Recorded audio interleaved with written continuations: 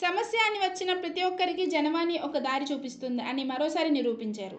జనసేన కేంద్ర కార్యాలయంలో నిర్వహించిన జనవాణి కార్యక్రమంలో సైకిల్ కోరిన దివ్యాంగుడి అర్జీ స్వీకరించిన ఎమ్మెల్యే చిరిబాలరాజు గారు వెంటనే స్పందించి తన సొంత డబ్బులతో సైకిల్ తెప్పించి అందజేశారు. ఏ సమస్యతో అయినా జనసేన దగ్గరికి వస్తే అది తప్పక నెరవేరుతుంది. జనసేన అంటే సామాన్యుల సేన అంటూ తన ఆనందాన్ని వ్యక్తపరిచిన దివ్యాంగుడు.